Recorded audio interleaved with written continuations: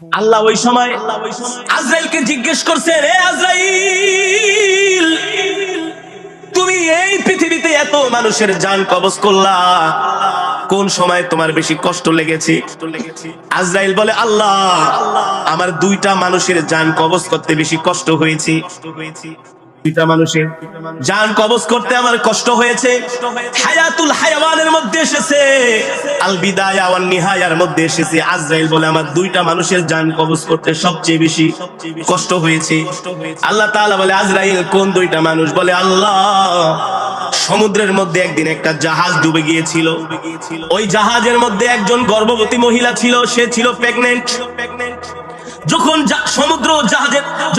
সমুদ্রের মধ্যে জাহাজটা ডুবে গেল, নদীর তরঙ্গ মারা ঢেউগুলো জাহাজটাকে যখন একেবারে বাড়ি দিতে শুরু করলো, জাহাজটা ফেটে চূর্ণ বিচূর্ণ হয়ে গেল। মানুষগুলো বাঁচার জন্য আর্তনাদ করতেছে, তোমার কাছে সাহায্য চাচ্ছে। ওই অবস্থায় ওই সমুদ্রের মধ্যে জাহাজের তক্তার উপরে একটা মহিলা, গর্ভবতী মহিলা, ওই তক্তা ধরে কোন রকম বেঁচে ছিল। কিন্তু তার পেটে ছিল সন্তান। সন্তানটা প্রসব করবে এই অবস্থায় আপনি আমাকে হুকুম দিয়েছেন, যাও যাও, এই মহিলার জান কবজ করে নিয়ে আসো। ওই সময় আমার খুব মায়া লেগেছিল, এই অবস্থায় যদি আমি এই মহিলার জান কবজ করি, এই মহিলারই কি হবে আর বাচ্চাটারই কি হবে? তাও সমুদ্রের মধ্যে প্রচন্ড ঢেউ। যদি তীরে হতো অথবা কোন লোকালয় হতো, আমার এত মায়া লাগতো না। আজরাইল বলো, ওই সময় আমার খুব মায়া লেগেছে যে এই মহিলার সন্তানের কি অবস্থা হবে আর মহিলার কি অবস্থা হবে। আজরাইল বলে, আল্লাহ, আমার হাতে তো কোনো ক্ষমতা নাই, সর্বময় ক্ষমতার মালিক কি? আরো জোরে বলেন, কে? ইন্নামা আমরুহু ইযা আরাদা শাইআন আইয়াকুলা লাহু কুন ফায়াকুন। আল্লাহ বলে, আমি আল্লাহ এমন আল্লাহ, আমি আল্লাহ যা ইচ্ছা তাই করি। আমার আল্লাহর যখন যা মন চায় আমি তাই করি। আমি যদি কোনো কিছু করতে চাই, আমি আল্লাহ কারো কাছ থেকে পারমিশন নিতে হয় না, নিতে হয় একমাত্র শুধু আল্লাহর নবীর জান কবজের সময় আজরাইল নবীজির কাছে অনুমতি চেয়েছে। আপনার আমার নবী, বিশ্ব নবী, তার কাছে এসে আজরাইল বলে, ও গো আল্লাহর নবী, আল্লাহ তাআলা আমাকে পাঠিয়েছেন আপনার জান কবজ করার জন্য। কি পাঠিয়েছেন? কিন্তু আল্লাহ আমাকে নির্দেশ দিয়েছেন, আগে আপনার থেকে অনুমতি নিতে হবে। যদি অনুমতি দেন জান কবজ করব, আর যদি অনুমতি না দেন খালি হাতে ফিরে যাব। আল্লাহু আকবার। এই মর্যাদাটা শুধু আপনার আমার নবীর ক্ষেত্রে, আর কারো বেলায় নয়। আজরাইল কাউকে গণে না, কারো কাছে আজরাইলের কোনো টাইম নাই। শুধু একমাত্র নবীর কাছে এসে বলেছেন, গো আল্লাহর নবী, আল্লাহ আমাকে পাঠিয়েছেন, আল্লাহ আপনার সাথে সাক্ষাৎ করতে চান। আল্লাহু আকবার। কে সাক্ষাৎ করতে চান? আল্লাহ আপনার সাথে সাক্ষাৎ করতে চান। আল্লাহ আমাকে আপনার কাছে পাঠিয়েছেন, যদি অনুমতি দেন জানটা কবজ করব, অনুমতি না দিলে খালি হাতে ফিরে যাব। আল্লাহর নির্দেশ। সুবহানাল্লাহ। হাবিবে কিবরিয়া রাহমাতুল লিল আলামিন বললেন, হে আজরাইল, অনুমতি দিব, তবে আমার আল্লাহর সাথে এখনো একটা কথা বলা বাকি রয়ে গেছে। আর জোরে বলেন সুবহানাল্লাহ। কয়টা কথা? আরো জোরে বলেন, কয়টা কথা? আমরা তো সাধারণত দেখি, যখন কোনো মানুষ মারা যায়, ইন্তেকালের আগে সন্তানকে ডাকে, বলে, আমার যতগুলো সন্তান আছে সবাইকে নিয়ে আসো। বড় সন্তানকে সবচেয়ে কাছে ডাকে, ছোট সন্তানকে ডাইকা বলে, তোর মায়ের খবর রাখিস, বোনগুলোর খবর রাখিস, ওই যে সম্পদগুলো রেখে গেলাম, এগুলো তোরা ভাগ বাটোয়ারা করে নিয়ে আনিস, ঝগড়া টগড়া করিস না। বলে কি বলে না? মেয়েদেরকে বিবাহ দিয়েছি, ছোট মেয়েটাকে মাঝে মাঝে দাওয়াত দিয়ে না খাওয়াইস, খোঁজ খবর রাখিস, ঠিক কিনা বলেন? আপনার আমার নবী, কলিজার টুকরা, বিশ্ব নবী রাহমাতুল লিল আলামিন, আজরাইলকে বলে, আজরাইল, ও আজরাইল, আইনা আখি জিবরাইল, আমার ভাই জিবরাইল কোথায়? আল্লাহু আকবার। আজরাইল বলে, হুয়া ফিস সামাইল উলা, জিবরাইল প্রথম আসমানে। পয়গম্বর বলে, আমার আল্লাহর সাথে এখনো একটা কথা বলা বাকি রয়ে গেছে। এই কথাটা যতক্ষণ পর্যন্ত আমি না বলবো, এই কথার ফয়সালা যতক্ষণ পর্যন্ত না হবে, আমি নবী আমার জান কবজ করার অনুমতি দিব না। আরো জোরে বলেন সুবহানাল্লাহ। কত পাওয়ারফুল নবী, কত পাওয়ারফুল নবী। আল্লাহু আকবার। এত পাওয়ার, এত প্রায়োরিটি, এত ক্ষমতা আল্লাহ কোন পয়গম্বরকে, কোন প্রেসিডেন্ট, কোন বাদশা আমেরিকার প্রেসিডেন্ট আইসা বলবো বাইডেন তাড়াতাড়ি রেডি হন, যে বিমান থেকে বের হন, আপনার রাজ সিংহাসন থেকে বের হন। আরে আজরাইল আইসা বুকের ভিতরে ধরবো, বলে সময় শেষ, বহুত খাইছস, বহুত নাফরমানি করছস, এবার কড়াই গন্ডায় হিসাব দিতে হবে। ঠিক কিনা বলেন? আমার নবী দো জাহান সরকারে দো আলম ইমামুল আম্বিয়া সাইয়্যিদুল মুরসালিন খাতামুন নবীয়্যিন, আল্লাহু আকবার। পয়গম্বর বলে আইনা আখি জিবরাইল, এ মালাকুল মউত জিবরাইল নিয়ে আয়, তারপরে মৃত্যুর অনুমতি। পয়গম্বর বলতে দেরি জিবরাইল তার 70,000 ডানা জাপটায়া নবীর সামনে হাজির। সুবহানাল্লাহ বলেন। নবীর ইন্তেকালের অবস্থাও যুবক ভালো করে খেয়াল করো। নবীর চোখে পানি, জিবরাইলের চোখেও পানি। নবী বলে ইয়া আখি লিমা তাবকি ইয়া জিবরাইল, ও ভাই জিবরাইল আপনি কাঁদেন কেন? আল্লাহু আকবার। পয়গম্বর বলে জিবরাইল আপনি কাঁদেন কেন? জিবরাইল বলে গো আল্লাহর নবী আমি কাঁদি তো কাঁদি, কারণ আছে, আপনি কাঁদেন কেন? আল্লাহু আকবার। আপনার মাহবুব, আপনার বন্ধু তো আপনার জন্য বসে আছে, আপনার সাথে সাক্ষাৎ করবে। আল্লাহু আকবার। আপনার জন্য জান্নাত রেডি, আপনার জন্য হুর গিলমান সব রেডি। আপনি তো দোজাহানের বাদশা, দুনিয়া তো বাদশাহী করছেন, জান্নাত আপনি বাদশা। আল্লাহু আকবার। আপনার সুপারিশ ছাড়া কেউ জান্নাতে যেতে পারবে না। আপনি আগে জান্নাতের তালা খুলবেন, এরপরে সব পয়গম্বররা জান্নাতে যাবে, এর আগে আল্লাহ কাউকে পারমিশন দেবে না। আপনি কেন কাঁদতেছেন? আরে আপনি তো দুলা, আপনি তো বর, আপনাকে নেওয়ার জন্য ফেরেশতারা তৈয়ার, আপনাকে সংবর্ধনা দিয়ে আল্লাহর কাছে নিয়ে যাবে, জান্নাতে নিয়ে যাবে। আমি তো জিবরাইল কাঁদি কাঁদি, আপনি কাঁদেন কেন? নবীজি বলে জিবরাইল তুমি বলো, তুমি কাঁদো কেন? জিবরাইল বলো গো আল্লাহর নবী মালাকুল মউত আপনার শিহরে বসা, আপনার মাথার কাছে বসা, অনুমতি দিলেই তো আপনার জান কবজ করে ফেলবে, কিন্তু আপনি ইন্তেকাল করবেন, এই কষ্ট তো আমি জিবরাইল সইতে পারি না। আল্লাহ আমাকে বিশেষ ফেরেশতা বানানোর কারণে আল্লাহ আমাকে কত পয়গম্বরের কাছে ওহী নিয়ে পাঠাইছি। কোন পয়গম্বরের কাছে আমি 10 বার ওহী নিয়ে গিয়েছি, কোন পয়গম্বরের কাছে আমি 20 বার ওহী নিয়ে গিয়েছি, কোন পয়গম্বরের কাছে আমি 80 বার ওহী নিয়ে গিয়েছি, কোন পয়গম্বরের কাছে আমি 300 বার ওহী নিয়ে গিয়েছি। কিন্তু আপনি এমন একজন আল্লাহর পয়গম্বর, আমি আপনার কাছে 100 বার 80 বার 300 বার নয়, আমি আপনার কাছে 1000 2000 বার নয়, আমি আপনার কাছে 5000 10000 বার নয়, আমি জিবরাইল আপনার কাছে ওহী নিয়ে 24000 বার এসেছি। আল্লাহু আকবার। আল্লাহু আকবার। আপনার ইন্তেকাল হবে, আমার কলিজা ফেটে যায়, আজকের পর থেকে আর কলিজার টুকরা নবীকে দেখব না। আল্লাহু আকবার। ওগো নবী এবার আপনি বলেন আপনার চোখে পানি কেন? জিবরাইল বলে, পয়গম্বর বলে ও জিবরাইল ফেরেশতা বসে আছে, অনুমতি দিলেই জান কবজ করবে, কিন্তু ইন্তেকালের আগে আমি জানতে চাই আমার ইন্তেকালের পরে আমার এতিম উম্মতেরকে খবরদারি করবে। আল্লাহু আকবার। এ জিবরাইল আমি আমার মৃত্যুর জন্য প্রস্তুত আছি, তৈয়ার আছি, কিন্তু এই কথাটার আগে ফয়সালা করবে আল্লাহ, তারপরে আমি আমার জান কবজ করব। জিবরাইল চলে গেলেন আল্লাহ তাআলার আরশে আজিমে। আল্লাহ রাব্বুল আলামিন জিজ্ঞেস করলেন জিবরাইল কেন এসেছো? জিবরাইল বললেন ওগো আল্লাহ একটা কথা ফয়সালা না হওয়ার আগে আপনার বন্ধু জান কবজ করার অনুমতি দিবে না। আল্লাহ বলে হে জিবরাইল আমি তো আমার বন্ধুর কোনো মনের কথা, কোনো উপরে কোনো নিচের কথা, কোনো গোপন কথা তো আমি আল্লাহর বাদ রাখি নাই, তার সকল মনের আশা তো আমি পূরণ করেছি, আমার বন্ধুর এখনো কি বাকি রয়ে গেছে?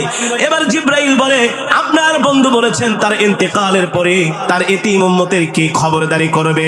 এবার রব্বুল আলামিন বলে ও জিবরাইল যাও যাও আমার বন্ধুর ইন্তেকালের আগে আমার বন্ধুকে সুসংবাদ দিয়া দাও, আমার বন্ধুর ইন্তেকালের পরে স্বয়ং আমি আল্লাহ রাব্বুল আলামিন তার উম্মতের খবরদারি করব। আল্লাহু আকবার।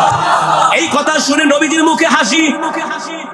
এবার হাবিবে কিবরিয়া বলে ও আজরাইল মালাকুল মউত তুমি আমার জান কবজ করো। ও মুসলমান ইন্তেকালের সময় নবী উম্মতি উম্মতি বলেছেন, এবার নবীর বুক মোবারকের মধ্যে আজরাইল তার হাতটা দিয়েছে। কিতাবের মধ্যে এসেছে নবীজি বলে আজরাইল তুমি কি বুকের ভিতরে আমার হাত দিয়েছো নাকি সারা দুনিয়াটা আমার বুকের মধ্যে চাপায় দিছো আজরাইল? ও আজরাইল, যত কষ্ট আমাকে দাও, আমার এতিম উম্মতকে মৃত্যুর সময় কষ্ট দিও না। আল্লাহু আকবার। যারা বলেন আল্লাহু আকবার। পয়গম্বর বলে, আজরাইল ওয়াদা করো আমার উম্মতকে কষ্ট দিবা না। যত কষ্ট আমি নবীকে দাও, আমার এতিম উম্মতকে কষ্ট দিও না। যে উম্মতরা আমাকে না দেখে আমার নামে দুরূদ পড়েছে, আল্লাহু আকবার, যে উম্মত কোনদিন আমাকে দেখে নাই, আমার নাম শুনে আমার ইজ্জত রক্ষা করার জন্য ময়দানে নেমেছে, যে উম্মত কোনদিন আমাকে দেখে নাই, আমাকে যদি কেউ গালি দিয়েছে আমার উম্মত সহ্য করে নাই, তার জীবন দেওয়ার জন্য, আমাকে খুশি করার জন্য রাজপথে নেমে আমার মহব্বতে শাহাদাত বরণ করেছে, ঠিক কিনা বলি? এ জিবরাইল, যত কষ্ট আমাকে দাও, আমার উম্মতকে কষ্ট দিও না। ও বাবা, মৃত্যুর যন্ত্রণা এত ভয়ঙ্কর যন্ত্রণা। নবীজি বলেছেন মৃত্যুর যন্ত্রণার কিঞ্চিত উদাহরণ হচ্ছে একটা জ্যান্ত খাসিকে জবাই না করে যদি তার শরীর থেকে চামড়া খসানো হয়, ওই খাসিটা যতটুকুন কষ্ট পাবে তার চাইতে আরো 1000 কোটি গুণ একজন বদ্দিন ইন্তেকালের সময় কষ্ট পাবে। এই কারণে নবীজি বলেছেন, হে আজরাইল, আমার উম্মতকে কষ্ট দিও না। এবার আজরাইল বলে, ওগো নবী, আপনাকে মৃত্যুর সময় সুসংবাদ দিচ্ছি, দুনিয়ার জমিনে সত্যিকার অর্থে আপনাকে আপনার যে উম্মতেরা মহব্বত করবে, ভালোবাসবে, তাদেরকে আমি এইভাবে জান্নাতে তাদের জান আমি এইভাবে কবজ করব, মনে হয় ছোট শিশু তার মায়ের দুধ খাচ্ছে। আল্লাহু আকবার। জান্নাতের সুঘ্রাণ তার নাকের ভিতরে চলে যাবে, কোন সময় তার রূহটা বের হয়ে যাবে সে কোনো সময় টেরও পাবে না। আল্লাহু আকবার। ও মুসলমান, এই দুনিয়া থাকার জায়গা নয়, এই দুনিয়া ছেড়ে আমাদেরকে চলে যেতে হবে। কোন সময় মৃত্যুর ডাক চলে আসে আমরা কেউ জানি না। জানি না, কে বলেন? আমরা কেউ জানি না। সদা সর্বদা মৃত্যুর জন্য আমাদেরকে প্রস্তুতি নিতে হবে, সদা সর্বদা মৃত্যুর জন্য আমাদেরকে তৈয়ার হতে হবে। অথচ আমরা দুনিয়া নিয়ে আসি, অথচ আমরা বাড়ি গাড়ি নিয়ে আসি, অথচ আমরা টাকা পয়সা নিয়ে আসি, আমরা আমাদের দল নিয়ে আসি, আমরা আমাদের ক্ষমতা নিয়ে আসি। খোদার কসম করে বলি, তুমি দুনিয়াকে নিয়ে যতই চিন্তা ভাবনা করো না কেন, যতই প্ল্যান প্রোগ্রাম করো না কেন, আল্লাহ তাআলার পক্ষ থেকে যখন নির্দেশ আসবে, তোমাকে 4 হাত পা নিয়ে কবরে চলে যেতে হবে, ঠিক কিনা বলি? এই কারণে আল্লাহ বলছেন, ইয়া আইয়ুহাল ইনসান, ইয়া আইয়ুহাল ইনসানু মা গররাকা বিরাব্বিকাল কারীম। আল্লাহ বলছে, হে দুনিয়ার মানুষ, পৃথিবীর এমন কোন শক্তি আছে যারা তোদেরকে আমার আল্লাহর কাছ থেকে দূরে সরায় রাখে? আল্লাহ বলেন, আল্লাযী খলাকাকা ফাসাওয়াকা ফাআদালাক ফি আইয়ি সূরাতিন মা শাআ রাক্কাবাক। এ মানুষ, তোর কোনো অস্তিত্ব ছিল না, তুই ছিলি অস্তিত্বহীন। আমি আল্লাহ এক ফোঁটা নাপাক পানি থেকে তোকে সৃষ্টি করেছে, ঠিক কিনা বলেন? অন্য আয়াতে আল্লাহ বলছেন, কাইফা তাকফুরুনা বিল্লাহ, কিভাবে তুই আল্লাহর সাথে কুফরি করস, আর কিভাবে তুই মুসলমান হইয়া ইসলামের বিরুদ্ধে কথা বলস, ঠিক কিনা বলেন? আল্লাহ বলেন, কাইফা তাকফুরুনা বিল্লাহ, আল্লাহর সাথে কুফরি করিস না। কি করিস না? ক্ষমতা পায়া শুধু লাফাইস না, আর ক্ষমতার দাপট দেখাইস না। এর কারণ হলো, ফেরাউন কিন্তু 450 বছর ক্ষমতা ছিল, আল্লাহ ফেরাউনকে লোহিত সাগরের মধ্যে ডুবিয়ে মেরেছে, ঠিক কিনা বলেন? আল্লাযী খলাকাকা ফাসাওয়াকা ফাআদালাক ফি আইয়ি সূরাতিন মা শাআ রাক্কাবাক। আল্লাহ বলে, বান্দারে, কিভাবে তোরা আমার সাথে নাফরমানি করস? তোদেরকে আমি আল্লাহ কত সুন্দর করে বানাইছি। একজনের চেহারার সাথে আর একজনের চেহারার কোনো, একজনের কণ্ঠের সাথে আর একজনের কণ্ঠের, একজনের যোগ্যতার সাথে আর একজনের যোগ্যতার কোন। যতই প্রতিভাবান মানুষ হোক না কেন, বলে ভাই আপনার গজল, আপনার কেরাত, আপনার বক্তৃতা একেবারে তার মতো। আরে এই বাংলার জমিনে সুন্দর বক্তৃতা দেওয়ার মতো একজন নেতাই এসেছেন, শেখ মুজিবুর রহমান। কত নেতা বক্তব্য দেয়, কিন্তু বঙ্গবন্ধুর মতো শোনা যায় এক পিস। আল্লাহ ওয়ান পিস করে দুনিয়াতে পাঠাইছে প্রতিভা দিয়া। তোমাকে আল্লাহ যে প্রতিভা দিয়েছে তাকে সেই প্রতিভা দেয় নাই। তোমার মধ্যে আল্লাহ যে যোগ্যতা দিয়েছে তার মধ্যে সেই যোগ্যতা দেয় নাই। তোমার মধ্যে আল্লাহ যে নেয়ামত দান করেছেন তার মধ্যে সেই নেয়ামত দেয় নাই। আল্লাহ বলে, আমি আল্লাহ এমন আল্লাহ, ফি আইয়ি সূরাতিন মা শাআ রাক্কাবাক, আমি আল্লাহ তোমাদেরকে যেমন চেয়েছি তেমন সুন্দর করে আমি আল্লাহ তোমাদেরকে বানাইছি। আল্লাহু আকবার। আল্লাহু আকবার। আল্লাহ বলে, দুনিয়াতে পাঠাইলাম আর আইসা আমার নাফরমানি, দুনিয়াতে পাঠাইলাম আর আইসা আমার নাফরমানি। ইসলামের বিরুদ্ধে কথা বলো, কোরআনের বিরুদ্ধে কথা বলো, আছে কি আছে না? জোরে বলেন আছে কি আছে না? আল্লাহ বলে মসজিদের মিনার থেকে আমি তোমাদেরকে ডাকি, হাইয়া আলাস সালাহ, নামাজের দিকে আসো, হাইয়া আলাল ফালাহ, কল্যাণের দিকে আসো। আর তোমরা ঘাড় বেঁকা কইরা চায়ের দোকানে বৈশা বৈশা বাংলা সিনেমা দেখো। একটা সিনেমা 3 ঘন্টা পর্যন্ত বৈশা বৈশা দেখো, কোনো কষ্ট লাগে না। আর মসজিদে নামাজ পড়তে গেলে মাত্র 15 মিনিট টাইম লাগে। মনে হয় ওই 15 মিনিট টাইম বৈশা দেখলে তোমার একেবারে কলিজাটা ছিঁড়া যায়। ঠিক কিনা বলেন? এগুলো শয়তানের প্ররোচনা। কার প্ররোচনা? জোরে বলেন কার প্ররোচনা? আল্লাহ বলে বান্দারে যা কিছু করস না কেন কর, যা কিছু করস না কেন কর। কাল্লা বাল তুকাদ্দিবুনা বিদ্দীনি ওয়া ইন্না আলাইকুম লাহাফিজিন কিরামান কাতিবিনা ইয়ালামুনা মা তাফআলুন। এ বান্দা, দুনিয়ার জমিনে তুই আমার সাথে নাফরমানি করস, মনে রাখিস তুই ভুলা যাইতে পারস, আমি আল্লাহ কিন্তু তোদের 2 জন ফেরেশতা 2 কাঁধের মধ্যে দিয়ে দিছি। তারা শুধু ভিডিও করে রাখবে। কি করে রাখবে? জোরে বলেন কি করে রাখবে? আল্লাহ বলে হাসরের মাঠে আমি যখন বিচারের মাঠ কায়েম করব, তোরা যখন আমার বিচারের কাঠগড়ায় দাঁড়াবি, আমি আল্লাহ বলবো এই কাজ, এই অন্যায় তুই গভীর রজনীতে করেছিলি। তুই বলবি আল্লাহ আমি জিনা করি নাই, আমি মানুষকে গভীর রাত্রে গুলি কইরা মারি নাই, আমি কারো সম্পদ লুণ্ঠন করি নাই, আমি কোন আলেমের গায়ে হাত দেই নাই। গতকালকের আগের দিন একজন সন্ত্রাসী একজন ইমামের 2 হাত কেটে ফেলেছে, জানেন না? ইমাম সাহেব বরিশালের বাবুগঞ্জে কত বড় জাত, কত বড় অপদার্থ, কত বড় কুলাঙ্গার। ঠিক আছে, ঠিক আছে, ইমাম সাহেব সে কি ফেরেশতা? মানুষ না? তার ভিতরে দোষগুণ নাই? এ কারণেই তো শাহ আতাউল্লাহ বুখারী রাহমাতুল্লাহি আলাইহি তার কাছে এলাকার কিছু মানুষ গিয়েছে, বলে হযরত আমাদেরকে একজন ইমাম দেন। কি দেন? ইমাম দেন। সমাজে এমন কিছু কুলাঙ্গার আছে, বেয়াদব আছে, এই কুলাঙ্গাররা মাঝে মাঝে মসজিদের ইমাম আলেমদের সাথে বেয়াদবি করে। যে সমস্ত যুবক আলেমদের সাথে বেয়াদবি করবে, বুঝতে হবে ওর জন্মের সমস্যা আছে। কিসের সমস্যা আছে? জন্মের সমস্যা, ওর রক্তের সমস্যা, ওর ব্লাডের মধ্যে সমস্যা। রাগ করতেছেন? প্রমাণ দিব। ওলীদ ইবনে মুগীরা কে? ওলীদ ইবনে মুগীরা আমার নবীকে গালি দিয়েছে। ওমর এসে খেপে গেছে, ওগো নবী আপনাকে ওলীদ গালি দিছে মুগীরায়, অনুমতি দেন, একেবারে কল্লা ফেলে দিব। নবীজি বলে আরে ও তো গালি দিবে, ওর তো জন্মের সমস্যা আছে। কিসের সমস্যা? জন্মের সমস্যা আছে। যুবক তোমাদেরকে এই কথাগুলো এই জন্য বলে যায়, যতই নামাজ পড়ো, যতই আমল করো না কেন, চাইলেই কেউ আলেম হতে পারে না। এটা মাওলার পক্ষ থেকে কবুলিয়ত মঞ্জুরি হয়ে আসতে হয়। আরে মিয়া, কত শত শত কোটি টাকার মালিক আমার সাথে পড়াশোনা করেছে, প্রাইভেট গাড়ি দিয়া বাবা এনে মাদ্রাসায় দিয়ে যেত। 3 বেলা দুধ, কলা, মাখন, খাসি, গরু খাওয়াইতে খাওয়াইতে ফার্মের মুরগি বানায় ফেলাইছে। কোরআন শরীফ 10 পারা পড়ে আর 5 পারা ভুলে যায়। ওস্তাদরা পড়াইতে গেলে পিটান দিলে বাপের কাছে বিচার দেয়, বাপে আবার এসে হুজুরকে হাতায়। ওই যে মালপানি, হুজুর আপনি আমার ছেলেরে। একদিন এক ওস্তাদকে এমন করে ধমকাইতেছে, আপনি আমার ছেলের গায়ে হাত দিয়েছেন, জানেন আমি কে, আমার কত ক্ষমতা? হুজুর বলে আপনার ঘোড়ার ডিমের ক্ষমতা, জান আপনি। হুজুরের চোখে পানি। ওই ছেলে আর আলেম হইতে পারে না, পারে নাই। এত সোজা না। কোরআন এটা আল্লাহ তাআলার কালাম, এটা ওহীর জ্ঞান, এটা চাইলে আল্লাহ সবাইকে দেয় না। এটা পেতে হলে কষ্ট করতে হয়, সাধনা করতে হয়, চোখের পানি ফেলতে হয়। এত সোজা না মিয়া। ওইসব ডাক্তার, ফাক্তার, ইঞ্জিনিয়ার এগুলো আমাদের জন্য হওয়া কোনো ব্যাপারই না। মাত্র 13 মাসে হাফেজ হইছি। কত মাসে? 13 মাসে আল্লাহ হাফেজ বানাইছি, আলহামদুলিল্লাহ। 1000-এর উপরে মোবাইল নাম্বার মুখস্থ, 200, 250, 300-এর উপরে প্রোগ্রাম মুখস্থ। ফোন দিলে বলতে পারি তোমার প্রোগ্রাম এত তারিখে, এতটা এতটা, এত সময়তে এত সময়। হুজুর এটি মনে রাখেন কেন? আর এটা তো কম্পিউটার। ডাক্তার, ইঞ্জিনিয়ার এগুলো আমাদের জন্য হওয়া পান্তাবাদ ছিল, কারণ কোরআন শরীফই মুখস্থ করতে পারছি। ওইসব ইংরেজি বই, ওইসব মুখস্থ করা আমাদের জন্য কোনো ব্যাপার ছিল? কোনো ব্যাপার না। যেটা বলতেছিলাম, আলেম হওয়া এত সোজা না।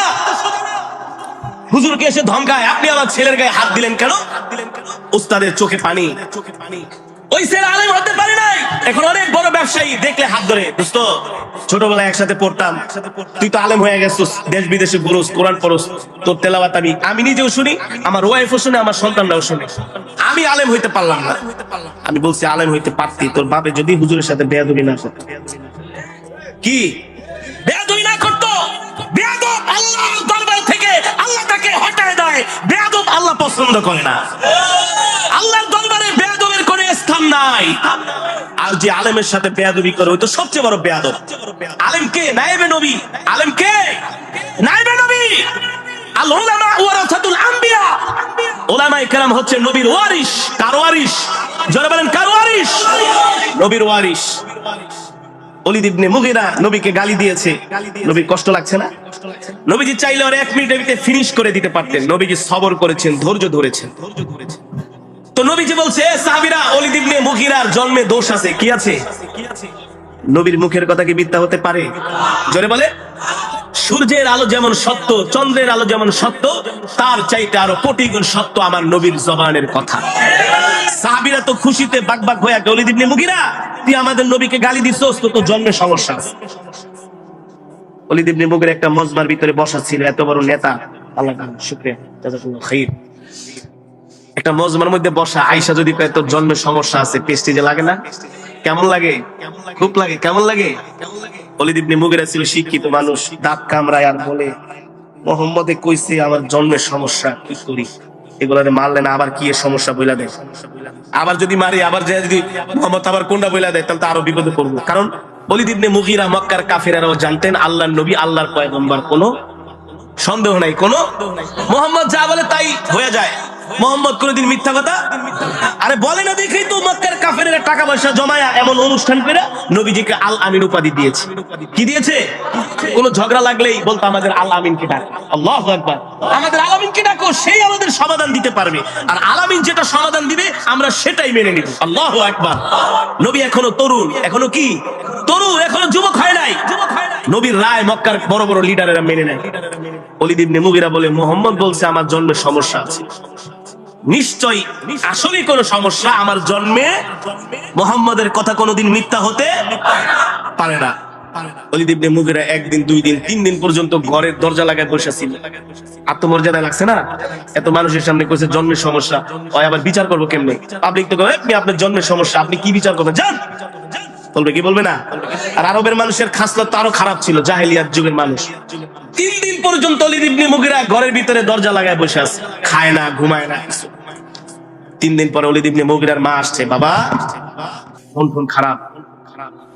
ওলীদ কি হয়েছে তোমার? আম্মা জান, বেয়াদবি মাফ করবেন, আপনাকে একটা কথা জিজ্ঞেস করবো, বলবেন? কি কথা? আম্মা জান, আব্দুল মুত্তালিবের নাতি, আবু তালিবের ভাতিজা মুহাম্মদ ইবনে আব্দুল্লাহ, যাকে আমরা আল আমিন বলে সবাই মানি। ওলীদ ইবনে মুগীরার মা বলে, আমিও তো মানি, সে তো আমাদের আল আমিন। বলে, মা আপনি কি আল আমিনের মুখের কথা বিশ্বাস করেন?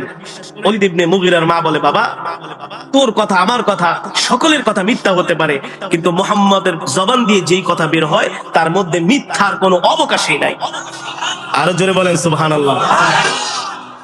এবার ওলীদ ইবনে মুগীরা বলে, আম্মা জান, আমি মুহাম্মদকে একটা গালি দিয়েছিলাম, সে আমাকে প্রতি উত্তরে গালি দেয় নাই। কি করে নাই? প্রতি উত্তরে সে আমাকে গালি দেয় নাই, কিন্তু তার সঙ্গী শিষ্যদেরকে দিয়ে আমাকে বলেছে সবার সামনে আমার নাকি জন্মের সমস্যা আছে। আম্মা জান সত্যি করে বলেন, আসলে কি আমার জন্মের সমস্যা আছে? ওলীদ ইবনে মুগীরার মা কতক্ষণ চুপ করে থেকে বলে, বাবা কিছু মনে করো না, আব্দুল মুত্তালিবের নাতি, আবু তালিবের ভাতিজা মুহাম্মদ ইবনে আব্দুল্লাহ যা বলেছে তার কথার মধ্যে বিন্দু মাত্র কোনো সন্দেহ নাই, আসলেই তোমার জন্মের সমস্যা আছে। জোরে বলেন আল্লাহু আকবার। বলে, মা সেটা কিভাবে? বলে, তোমার বাবা তো ছোটবেলায় মারা গেছে।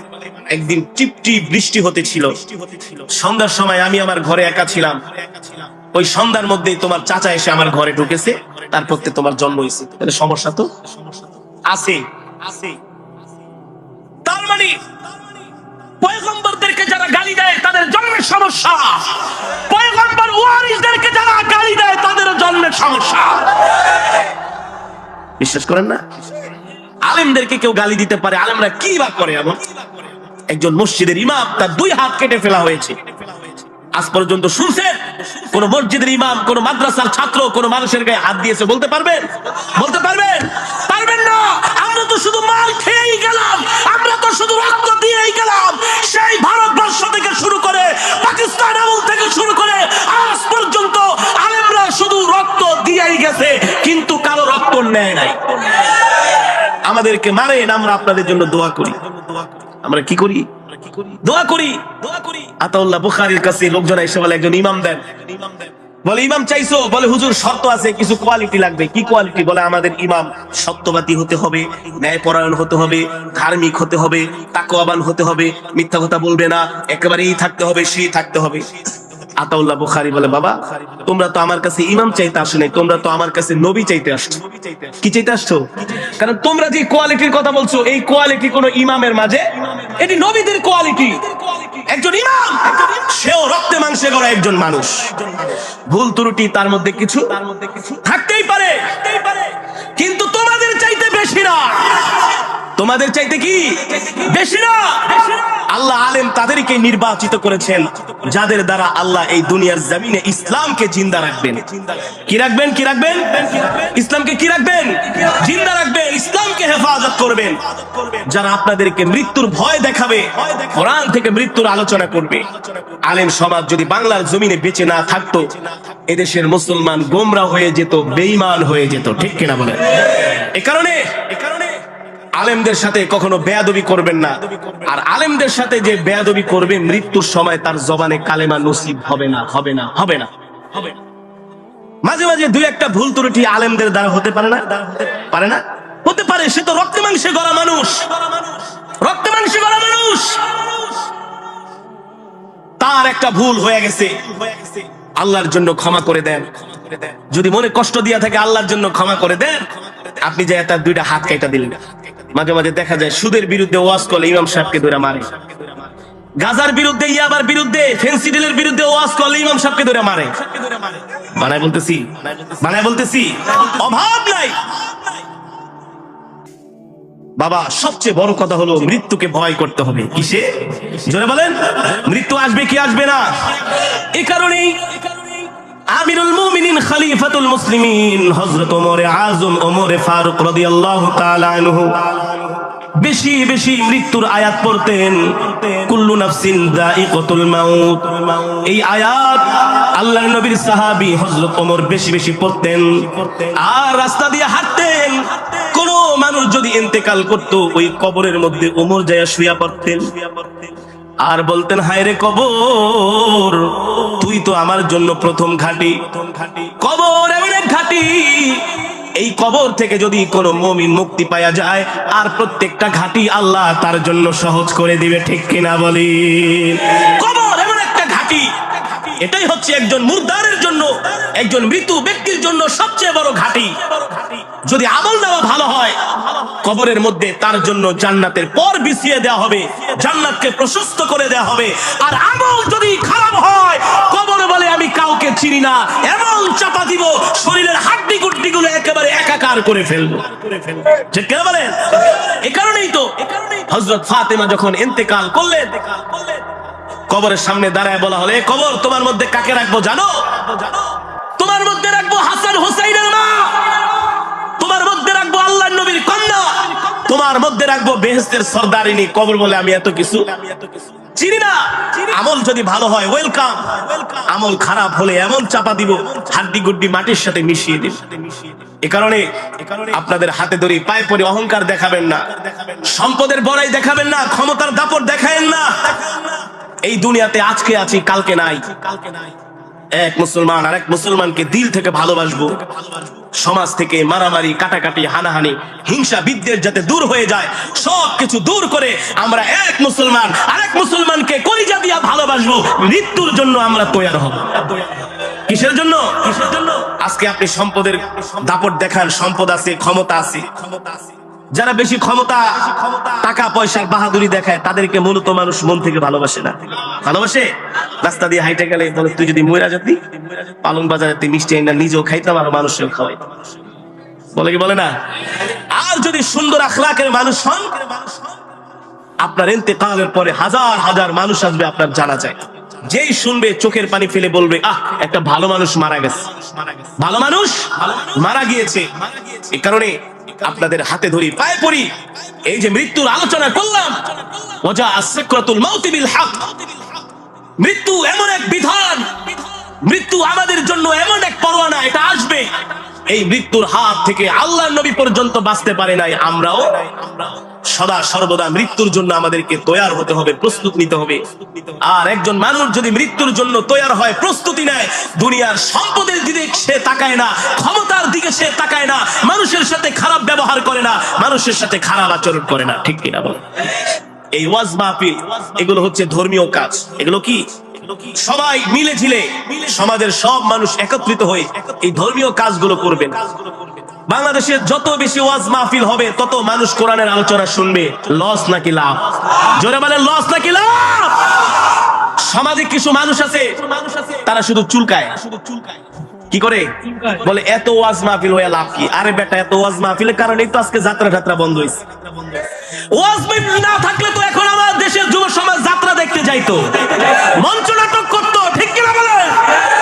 মহিলারা অর্ধেক পোশাক পরে উলঙ্গ হয়ে তারা নাচতো, আর দেশের যুবকেরা দেখতো তাদের জিনার গুনাহ হয়েছে। আজকে বাংলাদেশের হাজার হাজার লক্ষ লক্ষ যুবকের মোবাইলে আমার কোরআনের তেলাওয়াত। যেখানে যাই হুজুর, আগে গান শুনতাম, ফাইটটা যায়, চিররা যায়, এখন আর এগুলা শুনি না।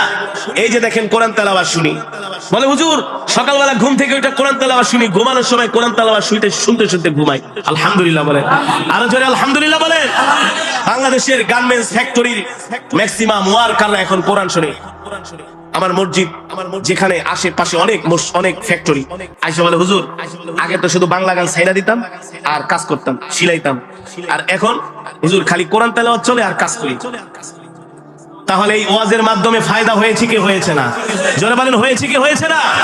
হ্যাঁ, এই ধর্মীয় কাজগুলো যেখানে হবে সেখানে বাধা দিবেন না। যুবকদেরকে বাধা প্রদান কেন করবেন?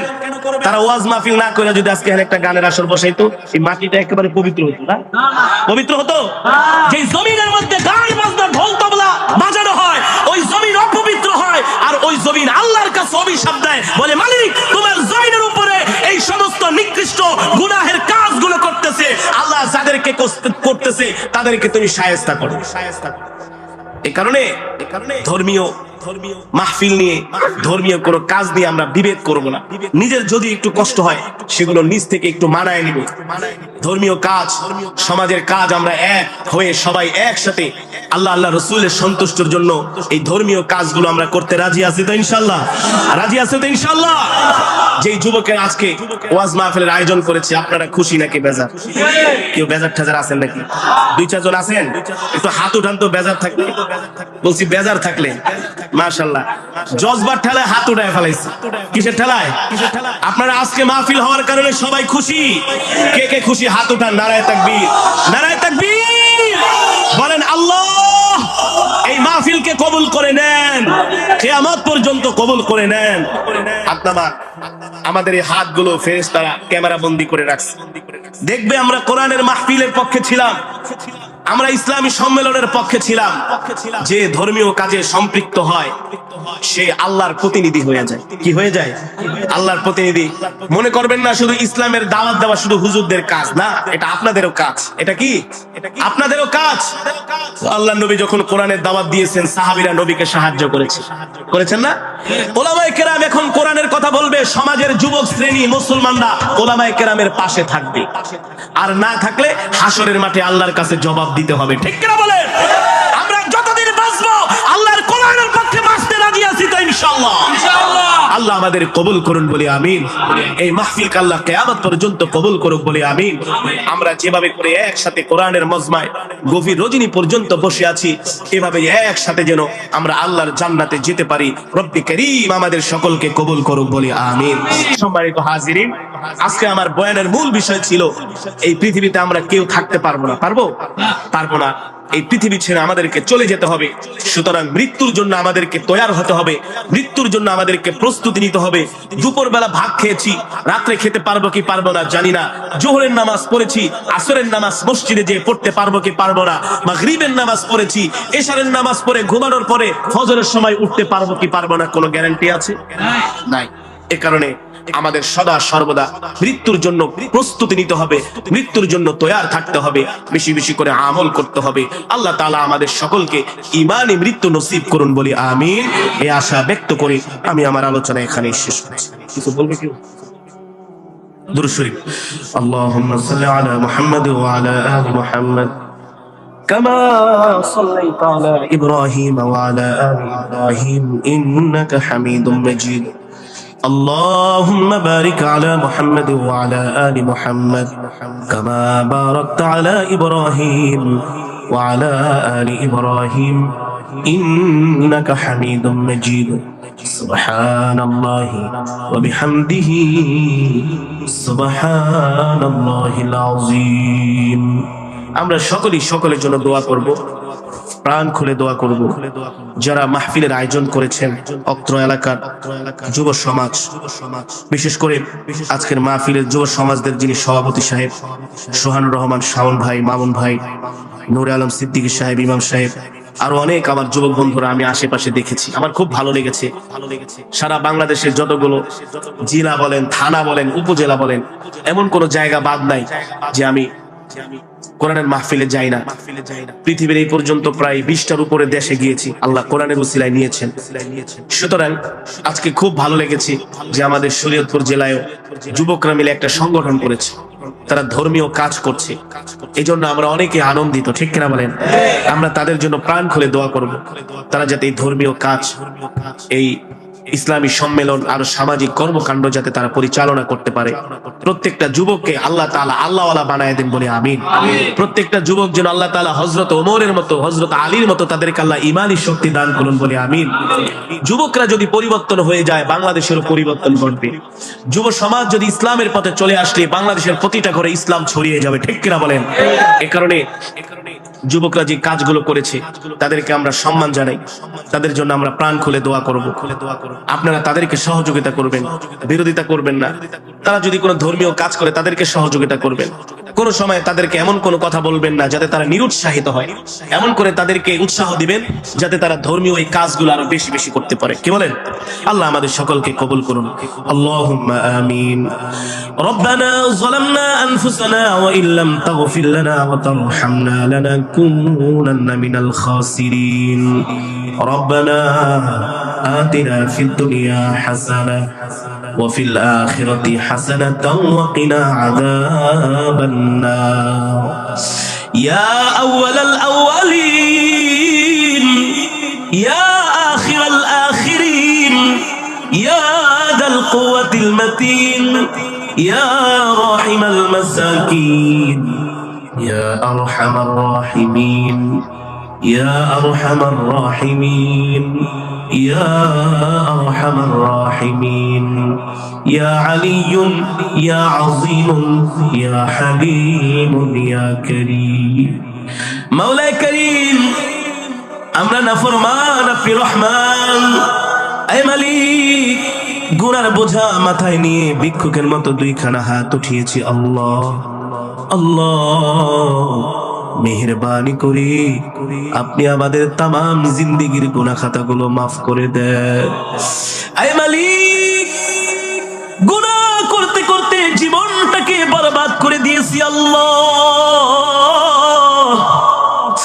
গুনাহ করেছি, স্বীকার করি, বিশ্বাস করি মালিক, কিন্তু আপনার রহমত থেকে নৈরাশ হই নাই গো আল্লাহ। আমাদের গুনার পাহাড়টা আপনার রহমতের দরিয়ার মধ্যে ডুবাইয়া দেন গো আল্লাহ। আয় আল্লাহ, আজকের মাহফিলকে কবুল করে নেন। আল্লাহ, আজকের মাহফিলকে মঞ্জুর করে নেন। আয় মালিক, এই মাহফিল করার জন্য যারা সহযোগিতা করেছেন সকলের সহযোগিতাকে কবুল করে নেন। আল্লাহ, সকলের মেহনতকে কবুল করে নেন। আমার যুবক বন্ধুরা আজকের এই মাহফিলের আয়োজন করেছে, আমার প্রত্যেকটা যুবক ভাইদেরকে আল্লাহ দ্বীনের জন্য, ইসলামের জন্য কবুল করে নেন। আয় আল্লাহ, সভাপতি, সেক্রেটারি সাহেব থেকে শুরু করে যত যুবকেরা এই সংগঠনে আছে, আল্লাহ প্রত্যেকটা যুবককে নামাজি, দ্বীনদার, ঈমানদার বানায়া দেন। আয় আল্লাহ, অত্র এলাকার গোরস্থানে যত মুর্দেগান শুয়ে আছে, আল্লাহ ও মালিক, সকল মুর্দেগানের কবরে আযাব মাফ করে দেন। আল্লাহ, সকলের কবরকে জান্নাতের বাগান বানায়া দেন। এই মাহফিলকে উসিলা করে এলাকার প্রতিটা ঘরের মধ্যে রহমতের নূর, বরকতের নূর পয়দা করে দেন। আমাদের সাথে অনেক মা বোনের হাত উঠেছে, আল্লাহ মা বোনদেরকে মাফ করে দেন, মা বোনদেরকে মাফ করে দেন।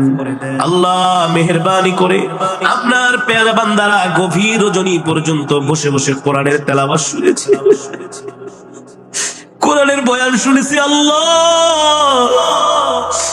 আমার মতো নাফরমান তাদেরকে কি দিয়া বিদায় করব মালিক? প্রতিটা শ্রোতাদের জীবনের সব গুনাহগুলো মাফ করে দেন। আল্লাহ জাহান্নামের আগুন আমাদের জন্য হারাম করে দেন, জান্নাতুল ফেরদাউস আমাদের জন্য বরাদ্দ করে দেন।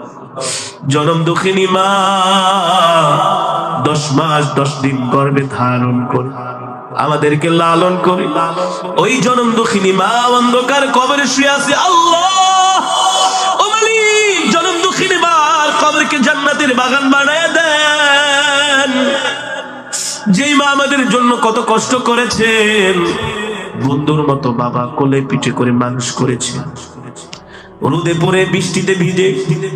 আল্লাহ পরীক্ষার সময় টাকা চাইলে বাবা পাগল হয়ে যেত, ঈদের সময় বাবা ভালো একটা জামাও কিনে না, সন্তানকে আনন্দ দেওয়ার জন্য রাত দিন কষ্ট করে পরিশ্রম করে।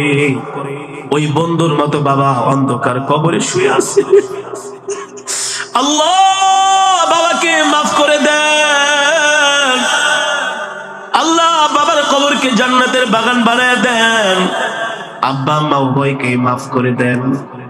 আল্লাহ আমাদের মধ্য থেকে অনেকে অসুস্থ, আল্লাহ আপনি সুস্থতা দান করে দেন।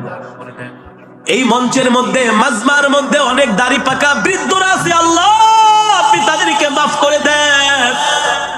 আল্লাহ নবীজি বলেছেন, যেই মজমার মধ্যে দাড়ি পাকা বৃদ্ধরা থাকে তারা যদি হাত উঠায় তাদের দোয়া কবুল না করলে আপনি নাকি লজ্জা পান গো আল্লাহ।